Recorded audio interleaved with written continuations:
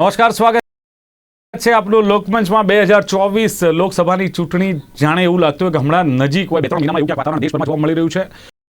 અલગ અલગ પાર્ટીઓ એક્શન મોડમાં આવેલી જોવા મળી રહી છે અને પોતાનું શક્તિ પ્રદર્શન કરી રહી છે. ભારતીય જનતા પાર્ટીની વાત કરીએ તો ભારતીય જનતા પાર્ટીએ પણ શક્તિ પ્રદર્શન કર્યું છે. દિલ્હીમાં બેઠક મળી, સાથે જ વિપક્ષનું શક્તિ પ્રદર્શન જોવા મળ્યું ને એનડીએના 38 પક્ષની જે બેઠક દિલ્હીમાં મળી અને સાથે જ જે વિપક્ષી પાર્ટીઓ છે તેઓ પણ બેંગ્લોરમાં એકત્રિત થયા અને ખાસ તો જે બેંગ્લોરની વિપક્ષમાં કેટલાક જે આ બેઠક મળી, પહેલી બેઠક પટનામાં મળી હતી, ત્યારબાદ હવે આ બીજી બેઠક બેંગ્લોરમાં મળી રહી છે અને એમાં કેટલાક નિર્ણયો લેવામાં આવ્યા છે અને વિપક્ષે હવે એનડીએ સામે એક મહાગઠબંધનનું એલાન પણ કર્યું છે અને એનું 2024 લોકસભાની ચૂંટણી છે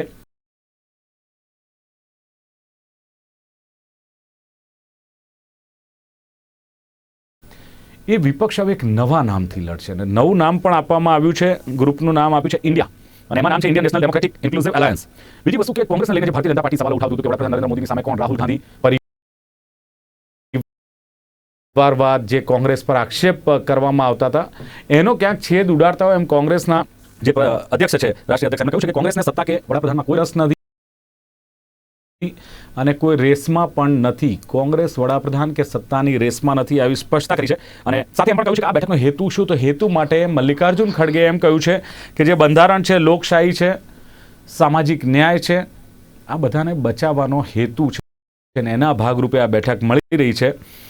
અને સાથે જ વડાપ્રધાન મોદીએ પણ આ બેઠકને લઈને જે પ્રહાર કર્યા છે કે કટ્ટર ભ્રષ્ટાચારી સંમેલન મળ્યું છે બેંગ્લોરમાં અને જેલ જનારાઓને ખાસ આમંત્રણ આ બેઠકમાં આપવામાં આવ્યું છે. તેમણે એમ પણ કહ્યું કે વિપક્ષનો એક જ એજન્ડા છે કે પરિવાર બચાવો અને ભ્રષ્ટાચાર વધારો. હવે સવાલ એ છે કે એનડીએ વર્સિસ ઇન્ડિયા જ્યારે સામસામે છે ત્યારે શું લાગે છે, કોઈ નવા સમીકરણો ઊભા થશે કે કેમ?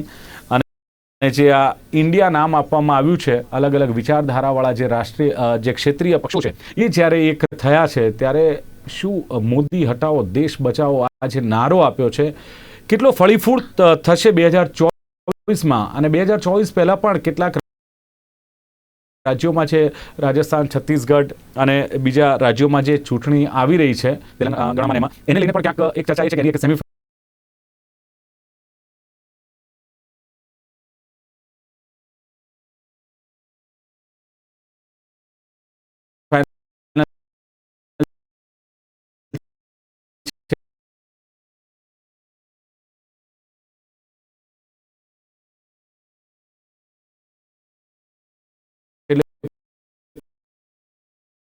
પિક્ચર થોડું ઘણું ત્યાં ક્લિયર થાય એવું પણ લાગી રહ્યું છે. પણ અત્યારે તો એનડીએ વર્સિસ ઇન્ડિયા વિશે ચર્ચા કરવી છે. ચર્ચા કરવા માટે મારી સાથે જોડાયા છે ગુજરાત પ્રદેશ કોંગ્રેસના vice president doctor Hemang Vasava છે. હેમાંગ સ્વાગત છે. ચેતન ત્રિપાઠી, ચેતનજી આપનું સ્વાગત છે. ધન્યવાદ જી. સંજીવ, શરૂઆત આપણાથી કરીએ કારણ કે એનડીએ ની જે 38 પક્ષની જે બેઠક મળી અને કેટલાક જે સાથીઓ છે એમને તમે આમંત્રણ પણ આપ્યું. આમ તો એવું કહેવાતું હતું કે એક અકેલા મોદી કાફી હે સબકે લીએ, એક અકેલા મોદી ભારી પડેગા. અને હવે ક્યાંક મને એવું લાગે છે ચિત્ર બદલ્યું છે કે તમારે નાના નાની પાર્ટીઓને જેમના એક પણ સાંસદ ના હોય અથવા જેનું કોઈ વજૂદ ના હોય એવા લોકો તમારે આમંત્રણ આપીને તમારે જોડવાની ક્યાંક જરૂર પડી છે. દિલીપભાઈ, દેશની રાજકારણમાં દેશના સેવાના કાજે તમારે મિત્રોને તમારી સાથે જોડવા જોઈએ અને જોડવા પડે જ. માનનીય મોદીજીનું મિશન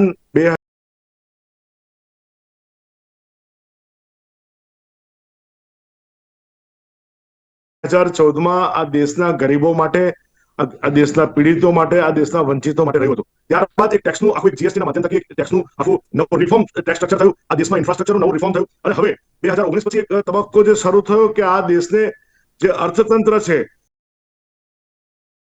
એ આપણે 15મા ક્રમે હતા, એના 5મા ક્રમે આવ્યા. હવે આ 2 તબક્કા પૂરા થયા છે. હવે ત્રીજો તબક્કો ભારતને વિશ્વની હરોળમાં આપણે બધાએ જોવાનો છે. કારણ કે જે રીતે અત્યારે ચાઇનામાં મંદી ચાલી રહી છે, આજે એક આંકડા છે કે 21%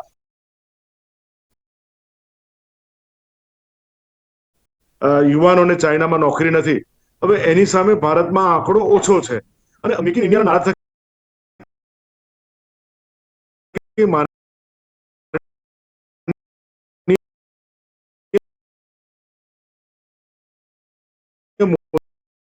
મોદીજીએ અબજો ડોલરની નિકાસ કરી છે. આજે આપણે 43 દેશોમાં શસ્ત્ર સરંજામ નિકાસ કરીએ છીએ. એક સમય એવો હતો કે આપણે એક માત્ર મિસાઇલ બનાવતા, બોમ્બ નહોતા બનાવતા. કારણ કે ચર્ચા એવી થાય કે વિપક્ષ એમાં ગભરાઈ તમે બેઠક કરી છે. મારો તો સીધો સવાલ એ છે. પ્રશ્ન તો તમારા પ્રિએમ્બલમાંથી, તમારો જે પ્રશ્ન છે એનો જવાબ તમારા પ્રિએમ્બલમાંથી મળી ગયો. કારણ કે આપણે પ્રિએમ્બલમાં કહ્યું કે કોંગ્રેસે એક એવું ખડગે એક એવું નિવેદન આપ્યું છે કે કોંગ્રેસ સત્તા કે વડાપ્રધાનની રેસમાં નથી.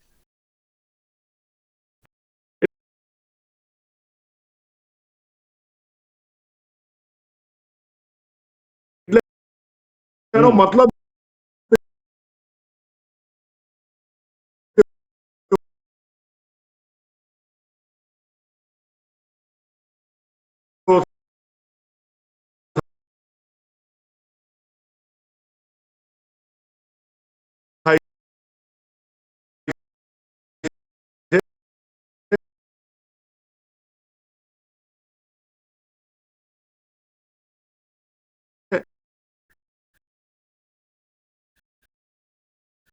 દિલીપભાઈ, આપ જરા રિવાઇન્ડ કરીને આપણે સાંભળીશું તો કોંગ્રેસ જે આપનો નિવેદન એટલે આપે જે કહ્યું પ્રિએમ્બલમાં કે માનનીય ખડગેજીનું જે નિવેદન છે કે કોંગ્રેસ સત્તા કે વડાપ્રધાન તમારી પાર્ટીના કોઈ પરિવારવાદનું નામ ના આવી જાય સંજીવભાઈ, કારણ કે એ પણ લિસ્ટ લાંબુ છે, કારણ કે ભારતીય જનતા પાર્ટીના પરિવારવાદ જોવા મળે છે. પણ ચલો આપણે મિત્રોને સાથે રાખીને ચાલવું પડે, સાથી પક્ષોને સાથે રાખીને ચાલવું પડે, તો તમે જેડીયુને છોડી દીધી, તમે શિવસેનાને છોડી દીધી, તમે અકાલી દળને છોડી દીધું, અને હવે તમે શિવસેનાનો મોટો ભાગ અમારી સાથે છે.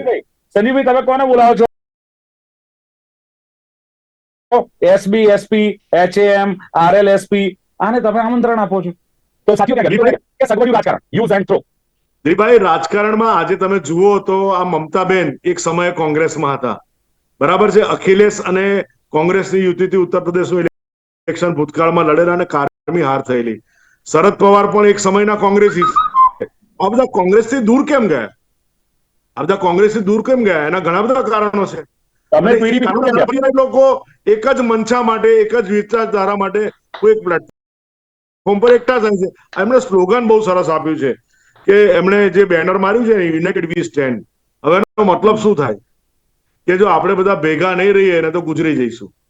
એટલે જીવતા રહેવા માટે પણ આ લોકો ભેગા રહ્યા છે, કારણ કે એમનો પરિવારવાદ ચલાવો છે, એમનો ભ્રષ્ટાચારવાદ ચલાવો છે, એમની તૃષ્ટિકરણની નીતિ ચલાવી છે. કારણ કે ભ્રષ્ટાચારીઓ મંત્રીઓ આજે પેરોલ પર છે, કેટલાક જેલમાં છે. મહેબૂબા મુફ્તીને તમે પણ છોડી દીધા ને? ત્યારે સમય હતો જમ્મુ કાશ્મીરમાં સરકાર બનાવી હતી, ત્યારે મહેબૂબા મુફ્તી સાથે દોસ્તી, ને હવે તમે કોણ ને અમે કોણ. એટલે મેં કહ્યું ને કે સગવડિયું રાજકારણ છે ભારતીય જનતા પાર્ટીનું, યુઝ એન્ડ થ્રો. દરેક જગ્યાએ સગવડિયું રાજકારણ હોતું નથી. સમય સંજોગોને અધીન હંમેશા સમય સંજોગોને અધીન આપણે નવા આપણે સાથે ધંધામાં ભાગીદાર છે, કાલે ન પણ હોઈએ. એટલે એવા ઘણા બધા વિષયો હોતા હોય છે. પરંતુ હંમેશા ભારતીય જનતા પાર્ટી આ દેશની ભાવનાને, આ દેશના લોકતંત્રને અને છેવાડાના વ્યક્તિની સેવા કેવી રીતે થાય અને વિકાસની જો વ્યાખ્યા, વિકાસ નામનો શબ્દ જો કોઈ પોલિટિકલ પાર્ટી આપ્યો હિન્દુસ્તાનમાં, તો એ માત્ર ને માત્ર ભારતીય જનતા પાર્ટી આપ્યો છે. હું હેમાંગભાઈને પૂછી લઉં. હેમાંગભાઈ, વિકાસનો શબ્દ ભારતીય જનતા પાર્ટી આપ્યો છે, પહેલી વાત તો એ છે. બીજું કે મોદી સાહેબે એમ કહ્યું કે આ તો લેબલ અલગ છે, પ્રોડક્ટ માલ અલગ છે, એટલે બધું અલગ અલગ ચાલે છે. અને સાથે વિપક્ષની એકતા એટલે ભ્રષ્ટાચારની દુકાન અને હાર્ડકોર ભ્રષ્ટાચારની બેઠક બેંગ્લોરમાં મળી. મને એવું લાગે છે કે બેંગ્લોરની બેઠક પછી નરેન્દ્રભાઈ મોદી ગભરાઈ ગયા છે. આંકડો એક અકેલા છાતી ઠોકીને કહેતા હતા એ જ મોદી સાહેબ 36 જણને ભેગા કરવા નીકળ્યા, અને એમાં અમુક પક્ષો તો એવા છે કે જેનું વજન જ નથી.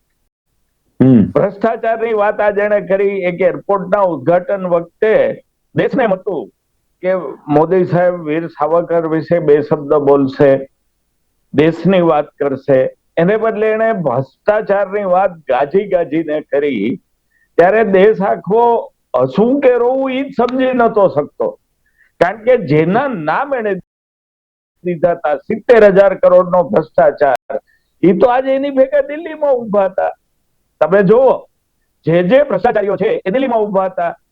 અને આપણે જો ભારતીય જનતા પાર્ટીના મિત્રોને ને નરેન્દ્રભાઈને સાંભળીએ તો એમ જ લાગે કે 2014 પછી જ આ દેશ બન્યો છે. ત્યાં લગી આપણે કેળા ને કંદમૂળ જ ખાતા, પાંદડા વીટીને જીવતા. આ દેશમાં કાંઈ નતું, જે કાંઈ થયું 2014 પછી. આ વાતે ભારતીય પ્રજાએ બહુ સારી રીતે સમજે છે. હવે આપણે થોડા મુદ્દા ઉપર આવીએ કે પરિવારવાદની વાત કરે છે તો ત્યાં વ્યક્તિવાદ છે, આ દરેક માણસ સમજે છે. ન ખાતા ન વહી પરિવાર કે સહી, એવું મોદી સાહેબ બોલ્યા. ન ખાતા ન વહી મોદી કહે વો સહી, એ ત્યાં છે. એટલે એક પણ મુદ્દો એમના ભાષણનો આજ એવો નતો કે જે માણસ 9 વર્ષ જો બહુ સારા કામ કર્યા હોય તો વડાપ્રધાન ગર્વાઈથી રજૂઆત કરે કે મેં આ કર્યું. હવે એવું તો કહી શકે એમ નથી કે $56,000 નું જે દેવું હતું એ 2,00,000 પહોંચી ગયું છે 9 જ વર્ષમાં. જીડીપી ક્યાંથી ક્યાં પહોંચી ગયો છે? આ તો મોડિફાઈડ જીડીપી છે. આવું સુબ્રમણ્યમ સ્વામી બોલ્યા છે, એમાં કોઈ સાબડા નથી બોલતા. મોડિફાઈડ જીડીપી છે એવું બરોડાના એક કાર્યક્રમમાં સુબ્રમણ્યમ સ્વામીએ કીધું. મોંઘવારીનો પ્રશ્ન, ઇન્સ્ટિટ્યુશનલ ડેમેજનો પ્રશ્ન, બંધારણનો પ્રશ્ન, આ તમામ જે પ્રશ્નો છે એને લોકો સમક્ષ લઈ જવાનું આજે વિરોધ પક્ષોના યુનાઇટેડ ફોરમ ઇન્ડિયાએ નક્કી કર્યું છે. સાહેબ, શશી થરૂરનું નિવેદન સાંભળ્યું હશે આપે, હેમાંગભાઈ? આટલું બધું સાંભળ્યું છે, શશી થરૂરનું નિવેદન પણ સાંભળ્યું છે. મુસ્લિમ દેશો સાથે આટલો ગાઢ સંબંધ પહેલા ક્યારેય નહોતો જે અત્યારે મોદી સાહેબના રાજમાં છે. શશી થરૂર તો કોંગ્રેસના. તમે જીનાની મજાર ઉપર કોઈ કોંગ્રેસના વડાપ્રધાનને જાતા જોયા?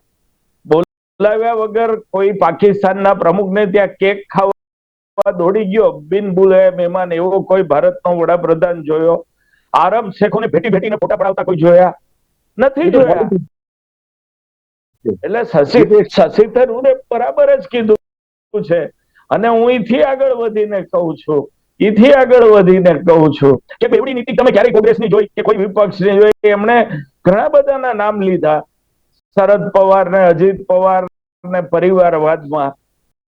અને આપે બહુ સરસ કીધું કે પરિવારવાદનું લિસ્ટ ખુલતું જાય તો અમિત શાહ ને જય શાહ આવે, રાજનાથસિંહ ને પંકજસિંહ આવે, ગોપીનાથ મુંડે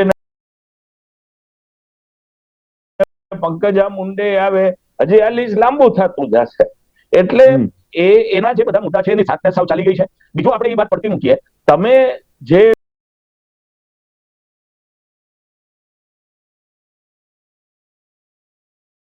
આપણી સાથે એક્સપર્ટ છે એ પણ એગ્રી થશે કે ડેમોગ્રાફી જુઓ, ડેમોગ્રાફી તો હવે એની પાસે 4 જ સ્ટેટ રહ્યા છે.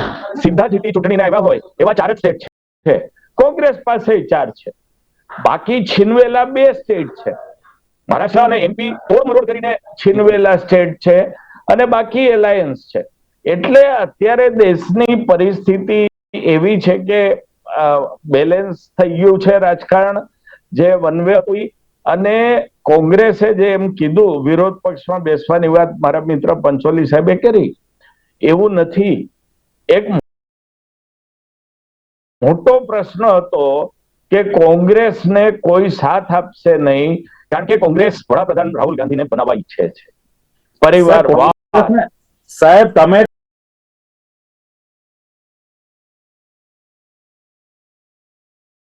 છે ને કોમ્પ્રોમાઇઝ કર્યું આમ આદમી પાર્ટી સાથે. આમ આદમી પાર્ટીએ કહ્યું કે અધ્યાદેશની સામે તમે અમને સમર્થન આપો. આગલા દિવસે કોંગ્રેસે સમર્થન જાહેર કર્યું અને પછી આમ આદમી પાર્ટી તમારે આ બેઠકમાં આવવા માટે રાજી થઈ છે. અત્યારથી જ આ વાદ વિવાદ દેખાઈ રહ્યો છે.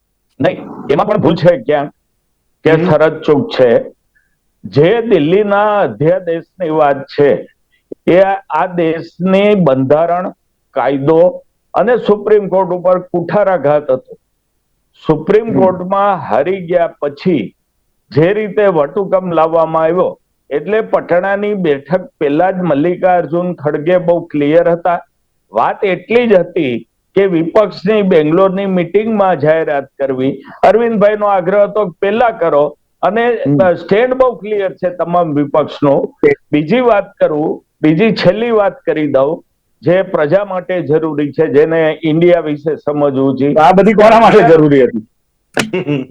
11 લોકોની સંયોજક કમિટી બની છે. 11 લોકોને, અંધભક્તોને નહીં. અંધભક્તો અરે આપણે કઈ લેવા દેવા નથી.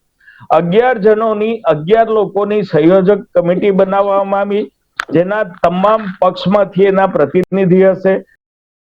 દિલ્હીમાં ઇન્ડિયાનું હેડક્વાર્ટર બનાવવાનું નક્કી કરવામાં આવ્યું અને હવે પછીની મીટિંગ છે મુંબઈમાં કરવાનું નક્કી થયું અને ચોથી મીટિંગ રાજ્યોની ચૂંટણી પછી દિલ્હીમાં થશે. આ આજનો एजेंडा जाहिर થઈ ગયો.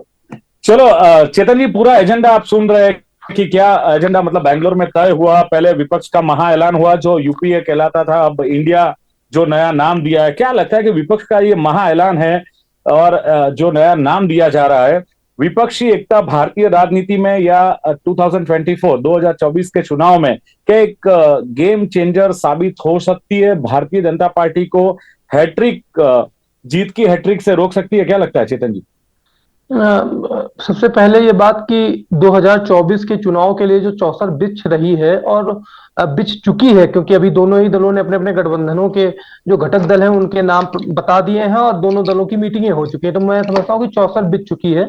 अब जो आपने सवाल पूछा कि 2024 के चुनाव के गेम चेंजर, मुझे लगता है अभी थोड़ी जल्दी है इस बात का जवाब देने के लिए। अभी 4 राज्यों का चुनाव उससे पहले है, उसमें ये देखना होगा, क्योंकि वो चुनाव 1-to-1 है कांग्रेस वर्सेस बीजेपी, और कांग्रेस जो है मुख्य दल है विपक्ष का, और बीजेपी क्योंकि सत्ता में है। तो पहले ये जो 1-to-1 फाइट है, इनके परिणाम जो आएंगे वो इन दोनों ही पार्टियों के गठबंधनों का, जो एक इंडिया है दूसरी तरफ एनडीए है, इनके भविष्य का निर्धारण करेंगे। आज की अगर बात की जाए तो जिस तरीके से दोनों ही जो एक तरफ विपक्षी एकता का इंडिया और एनडीए, इनके बीच में जो आज मैं देख रहा हूं, उसमें मुझे दिख रहा है कि जो विपक्षी दल है उन्होंने कहीं ना कहीं बाजी मार ली है। थोड़ा बीजेपी ने जल्दबाजी की, पहली बात उसको मैं समझाता हूं क्यों। जब एकदम से विपक्ष ने जो की मीटिंग के दिन ही इन्होंने भी अपनी एक मीटिंग रखी, उससे एक परसेप्शन ये बिल्ड हुआ कि कहीं ना कहीं ये हड़बड़ाहट में है, ये किसी और दिन कर सकते थे, 2 दिन बात कर सकते थे, 3 दिन बात कर सकते थे। दूसरी चीज जो बहुत बड़ी बात जो लगातार है कि लगातार मोदी जी ये कहते हैं कि देखिए हम तो अकेले हैं, और बीजेपी के तमाम लोग कहते हैं कि एक अकेले को घेरने के लिए सारे लोग हैं, वो शेर अकेला आता है। तो कहीं ना कहीं वो जो एक परसेप्शन बिल्ड होता है ना कि मोदी जी अकेले हैं, बाकी सारे लोग एक साथ आ रहे हैं, और इसका बहुत फायदा मिलता है। मैं यूपी के चुनाव में बोलूं, जब अखिलेश और राहुल एक साथ आए, या जब 19 में मायावती और अखिलेश एक साथ आए, तो इस परसेप्शन का बड़ा कि मोदी को हराने के लिए सब एक हो जाते हैं। तो कहीं ना कहीं अगर बीजेपी ये मीटिंग आज ना करके हफ्ते भर बाद करती, तो वो परसेप्शन कहीं ना कहीं थोड़ा मेंटेन रह पाता। दूसरी चीज हुई है ये कि एक तरफ आप देखिए कि जो विपक्ष के जिन दलों ने गठबंधन किया उन दलों की लिस्ट उठा के देखिए, और एक तरफ बीजेपी ने जिन दलों से गठबंधन किया उन दलों की लिस्ट उठा के देखिए, तो आप एक चीज देखेंगे कि विपक्ष के जो दल हैं, आप कुछ भी कहिए उनको, परिवारवाद और ये, इस पे भी मैं अभी आपको जवाब दूंगा कि यहां भी कैसे फंस गई है बीजेपी। पहली बात आप देखिए कि जो भी दल है वो बड़े डोमिनेंट दल है, जो नेता है वो किसी पहचान के मोहताज नहीं है। दूसरी तरफ जब बीजेपी ने जिन दलों से अलायंस किया है उसमें 24 ऐसे दल हैं जिनका लोकसभा में एक मेंबर नहीं है। बहुत सारे ऐसे दल हैं जिनके आप नाम नहीं जानते होंगे। मैं लगातार राजनीति को ऑब्जर्व करता हूं, आप लोग पत्रकार हैं, आप बहुत सारे ऐसे दल हैं जिनका आप नाम नहीं जानते होंगे। तो ये दूसरी गलती हो गई। तीसरी गलती जो बीजेपी से हुई है वो ये हुई है कि अगर आप अजीत पवार के साथ अलायंस करते हैं, अगर आप यूपी में राजभर के साथ अलायंस करते हैं, तो आप परिवारवाद और भ्रष्टाचार को मुद्दा नहीं बना पाएंगे। क्यों? कल तक आप अजीत पवार को भ्रष्टाचारी बता रहे थे, मोदी जी ने भोपाल में भ्रष्टाचारी कहा था अजीत पवार को। अब अगर अजीत पवार आपके घटक दल है, तो अजीत पवार के साथ आप कैसे ये बात कहेंगे कि वो भ्रष्टाचारी है? क्योंकि अगर वो भ्रष्टाचारी है तो आपने अलायंस क्यों किया? अगर वो भ्रष्टाचारी, आपको अलायंस नहीं करना चाहिए था। फिर अगर आप बात करेंगे परिवारवाद की, तो अजीत पवार भी परिवारवाद से निकलते हैं, चिराग पासवान भी परिवारवाद से निकलते हैं, अरुण राजभर भी परिवारवाद से निकलते हैं। तो कहीं ना कहीं यहां पर एक जो है मोरल विक्ट्री इस समय अलायंस को मिलती दिख रही है। दूसरी चीज जो बहुत महत्वपूर्ण है, जो जहां अब बात फंसेगी, वो बीजेपी के लिए भी फंसेगी और विपक्ष के लिए भी फंसेगी, वो है सीट शेयरिंग का फॉर्मूला। आप देखिए 192 ऐसी सीटें हैं जहां पे कांग्रेस डायरेक्टली बीजेपी से चुनाव लड़ती है, ठीक है। अब उन सीटों पे आप वहां तो ठीक है 1-to-1 हो जाएगा, लेकिन क्या कांग्रेस और सीटों को सेक्रीफाइस करेगी? क्योंकि अगर अलायंस बनता है तो करीबन 150 सीटें ऐसी हैं जहां कांग्रेस को सेक्रीफाइस करना पड़ेगा। वो यूपी में करना पड़ेगा, वो बंगाल में करना पड़ेगा। तो क्या कांग्रेस उसके लिए तैयार है? ठीक है। सेम उसी तरीके से बीजेपी के साथ दिक्कत है। बीजेपी ने बिहार से कम 6-7 लोगों को बुला लिया। चिराग पासवान को अलग बुलाया है। चिराग पासवान कहते हैं हम हाजीपुर लड़ेंगे, ठीक है। उनके चाचा पशुपतनाथ पारस कहते हैं हम भी हाजीपुर लड़ेंगे, ठीक है। फिर आप उपेंद्र कुशवाहा को बुला लिए हैं। उपेंद्र कुशवाहा भी उन्हीं सीटों पे दावा कर रहे हैं जिन पर जितिन राम मांझी दावा करते हैं। तो आप ये बताइए कि अब जो सीट शेयरिंग की बात है ना, ये दोनों तरफ बहुत मामला फंसने वाला है। अभी देखिए एक चीज होती है कि आपने सिद्धांतों पर एक अलायंस बना लिया, वो सैद्धांतिक अलायंस बन गया, सब कुछ अच्छा अच्छा है, लेकिन चुनाव तो धरातल पे लड़ा जाएगा ना। और वो धरातल पे कैसे लड़ा जाएगा? सीट शेयरिंग के थ्रू। अब वो क्या सीट शेयरिंग कर पाएगी? कांग्रेस के लिए ज्यादा, विपक्ष के लिए ज्यादा बड़ी दिक्कत बिल्कुल, यानी दोनों और सवाल उठ रहे हैं। संजीव भाई, सवाल એ પણ થાય છે કે ખાસ તો છે તમે કહો છો કે 38 પક્ષની બેઠક થઈ, એમાં ચેતનજી કે જેમાં 24 પક્ષ તો એવા છે કે જે લોકસભામાં જેમનું કોઈ પ્રતિનિધિત્વ નથી. બીજું કે અમુક નામ જ પક્ષના એવા છે કે જેને કદાચ કોઈ ઓળખતું નથી. તમે પરિવારવાદની વાત કરતા હતા, તો હવે સત્તામાં કોંગ્રેસે જે કહ્યું છે કે સત્તામાં ને પ્રધાનમંત્રીની રેસમાં કોઈ રસ નથી. હવે તમે ભ્રષ્ટાચાર અને પરિવારવાદ વિશે કેવી રીતે બોલી શકશો ચૂંટણીમાં? સવાલ એ પણ છે. અને સાથે જ જે અલગ અલગ જે વાતો છે કે 45 લાખ કરોડનું દેવું 150 લાખ કરોડે પહોંચ્યું છે. ભ્રષ્ટાચાર, મોંઘવારી, ઈડી, સીબીઆઈ, આ બધા જ મુદ્દા તમારી સામે આવવાના છે.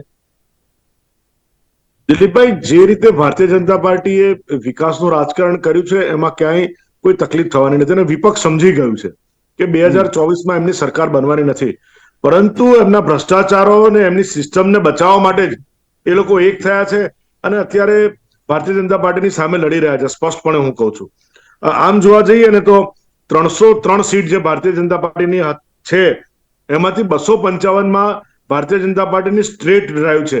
તમે જોશો તો પોલિટિકલ એનાલિસિસ તો પણ કબૂલ કરશે કે આ 255 સીટ પર ભારતીય જનતા પાર્ટીનો મુકાબલો નથી. હવે એક વોટશેરની બાબત પણ આવે છે કે ભારતીય જનતા પાર્ટીના વોટશેર જે જોઈએ તો કદાચ 38% છે, તો સામે આ બધા વિપક્ષો મળે તો એમના 62% વોટશેર થાય છે. તો એ ભેગા થાય તો ભારતીય જનતા પાર્ટી માટે મુશ્કેલી ઉભી થાય. નહીં, એ પરિસ્થિતિનું નિર્માણ નહીં થાય, કારણ કે એ જે વિપક્ષો છે એ તમામ વિપક્ષોની વાત કરી છે. જે સમજો કે યુપીમાં અપના દલ છે, હવે અપના દલ નાની પોલિટિકલ પાર્ટી છે પણ અમુક એરિયામાં એનું પ્રભુત્વ છે અને એ પ્રભુત્વ અમુક એરિયામાં હોવાના કારણે ભારતીય જનતા પાર્ટીને એનાથી મોટો ફાયદો થવાનો છે. એટલે આ પણ એક સમીકરણ છે. સાથે આપણે જોવા જઈએ તો અત્યારે જે ટોટલ સીટ શેરિંગ છે લોકસભાનું, એમાં 350 એ એનડીએ પાસે છે અને 150 યુપીએ પાસે છે. હવે યુપીએ 3 બનશે, જેમ તમે નવું નામ જે ઇન્ડિયા એલાયન્સનું આપો છો. તો ભારતીય જનતા પાર્ટી અત્યારે પણ એ પરિસ્થિતિમાં છે અને આ દેશમાં જે રીતે વિકાસનું કામ થયું છે કે કેરાલા જેવા રાજ્યમાં જ્યાં ભારતીય જનતા પાર્ટી નથી ત્યાં વંદે ભારત તમે ઇન્ડિયાને ટાર્ગેટ નહીં કરી શકો. ટૂંકમાં તમે ઇન્ડિયાને ટાર્ગેટ નહીં કરી શકો. મમતાજી ના કહ્યું કે ઇન્ડિયા કો ચેલેન્જ કર પાએગી, ઇન્ડિયા કો હરા પાએગી ભારતીય જનતા પાર્ટી, નહીં કરી શકો. એ મમતાજી પોતે જ આપણે હમણાં બંગાળના ઇલેક્શનમાં જોયું કે આખા દેશે એમની સામે રૌદ્ર સ્વરૂપ ધારણ કર્યું છે. કારણ કે જે રીતે પંચાયતના ઇલેક્શનો થયા અને જે રીતે હિંસાઓ થઈ એ રીતે લોકનાયક બનવા માટે ક્વોલિટીઝ નથી. હેમાંગભાઈ, સૌથી મોટો સવાલ એ ચર્ચા છે, હું સમયની મર્યાદા છે પણ હું પૂછી લઉં કે આ બધું જ થાય છે પણ મોદી વર્સિસ કોણ? સવાલ એ છે કારણ કે બધાને મહત્વાકાંક્ષા છે. તમારે જુઓ, સેક્રિફાઈસ કરવું પડશે, સીટ શેરિંગમાં પણ તમારે ભાગ ભજવવો પડશે. અને બીજું કે રાજકારણમાં મહત્વાકાંક્ષા કોની ન હોય પ્રાઇમ મિનિસ્ટર બનવાની? એમાં ખાસ કરીને જે નામ છે, નીતિશ કુમારનું કહીએ, મમતા બેનર્જી કહીએ, શરદ પવાર કહીએ, કેજરીવાલ કહીએ, રાહુલ ગાંધી કહીએ, બધા પ્રાઇમ મિનિસ્ટરની રેસમાં છે. સાહેબ, કેવી રીતે આ બધું શક્ય બને? દિલીપભાઈ, આ એક આખી ડિબેટ રાખવા જેવો ટોપિક નો આપે પ્રશ્ન પૂછ્યો. બરાબર, પણ શોર્ટમાં જવાબ આપજો પ્લીઝ. બહુ શોર્ટમાં કહી દઉં કે ચૂંટણીના પરિણામ પછી બાકીની બાબત નક્કી થશે એવી વાત પણ આજે આવી છે. સીટ શેરિંગ ને એ બધું હજી થોડું દૂર છે, પણ કોંગ્રેસે એનું સ્ટેન્ડ અતિ સ્પષ્ટ કરી દીધું છે. કોંગ્રેસ મોટો ભાઈ છે વિરોધ પક્ષમાં અને જે કાંઈ કરવું પડે એ જાતું કરવા તૈયાર છે. ઇવન વડાપ્રધાન પદની પોસ્ટ પણ સેક્રિફાઈસ કરવાની વાત આજે કરી દીધી છે. તો થોડી સીટો ઇધર ઉધર, એટલે આ બધી ચર્ચાઓ જેમ આગળ જશે એના જવાબ મળતા જશે. પણ આખો ડિબેટ થાય એવા ટોપિક વાળો આ પ્રશ્ન હતો, એટલું હું કહું છું. ના, ચોક્કસ એના પર પણ આપણે એક ડિબેટ રાખીશું અને એમાં ખાસ આપને આમંત્રિત કરીશું. એક તો મને આમાં બે વસ્તુ ગમી છે, એક પરિવારવાદની વાત આવે છે અને બીજી કે આ પ્રધાનમંત્રીની રેસમાં કોણ કોણ છે, એ आनी पर डिबेट थी सके। आखिर में क्या कहेंगे चेतन जी, जिस तरह पार्टियों के बीच के जो मसले हैं जो बाहर कुछ आ रहा है, क्या लगता है कि समय के साथ ये सब एकजुट हो पाएंगे? क्योंकि सीटों का बंटवारा, साझा उम्मीदवार, सभी दलों की आपसी समीकरण होंगे, क्षेत्रीय दलों की महत्वाकांक्षा होगी, नेताओं की अपनी महत्वाकांक्षा होगी, क्या लगता है?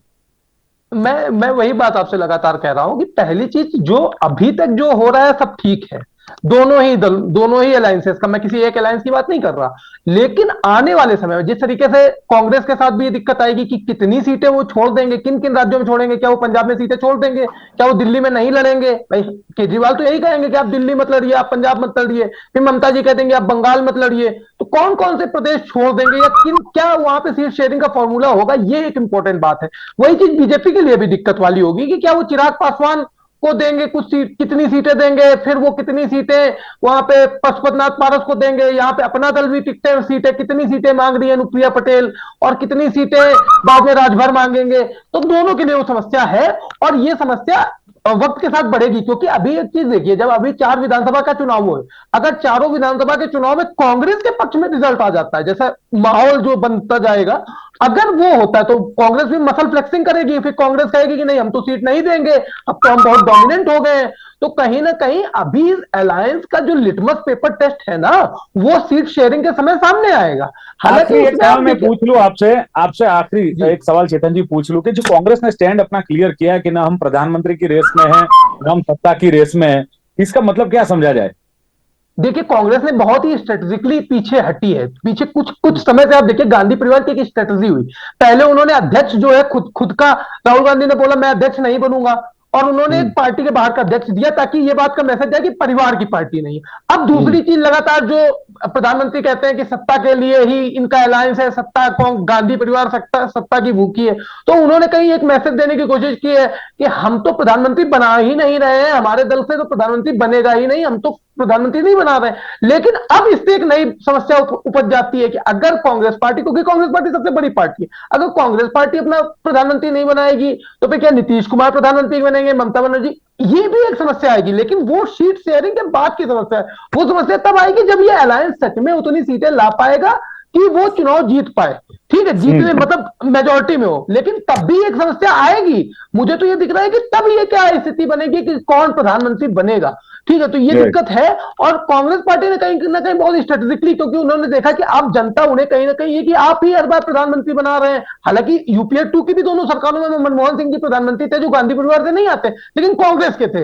अब की बार कांग्रेस ये कोशिश कर रही है कि कांग्रेस से कोई प्रधानमंत्री ना हो, किसी अन्य दल से कोई प्रधानमंत्री हो। जी, पर दिल्ही बहुत दूर है ऐसा लगता है फिलहाल। અત્યારે તો એવું લાગે છે કે હજુ તો ઘણો સમય છે। 4 રાજ્યોમાં ચૂંટણી છે, એના પરિણામ આવે એટલે એક થોડું પિક્ચર ક્લિયર થશે। બીજું કે એમાં પણ 1-to-1 ફાઇટ રહેવાની ભારતીય જનતા પાર્ટીની અને કોંગ્રેસની। એના પરિણામ આવે ત્યારે ખાસ તો ભવિષ્યની રાજનીતિ શું હશે અથવા રાજકારણમાં નવા સમીકરણો કયા ઉભા થાય છે, 2024 લોકસભાની ચૂંટણીમાં શું નક્કી થાય છે। મહાગઠબંધન થઈ રહ્યું છે, પણ એને લઈને સીટ શેરિંગથી લઈને ઘણી બધી બાબતો છે કે એનો પણ ઉકેલ આવે ને ત્યારબાદ જે ચેતનજીએ કહ્યું એમ કે પ્રધાનમંત્રીના નામની વાત છે। પણ અત્યારે જે પ્રમાણે જોવા મળી રહ્યું છે કે એનડીએ વર્સિસ ઇન્ડિયા, આ જે છે એને લઈને માહોલ ને રાજકારણ ચોક્કસ ગરમાયા છે। ફરી મળીશું। આ હતી ચર્ચા ખાસ લોકમંચ કાર્યક્રમમાં, અને ચર્ચામાં ભાગ લેવા બદલ ડોક્ટર હેમાંગ વસાવડા, ચેતન ત્રિપાઠી, સંજીવ પંચોલી ત્રણે ઉપસ્થિત રહ્યા। ખૂબ ખૂબ આભાર। Thank you. તો દર્શક મિત્રો, આ હતી આજની ચર્ચા। ફરી મળીશું એક નવી ચર્ચા સાથે। આપ જોતા રહો ગુજરાત ન્યૂઝ। નમસ્કાર।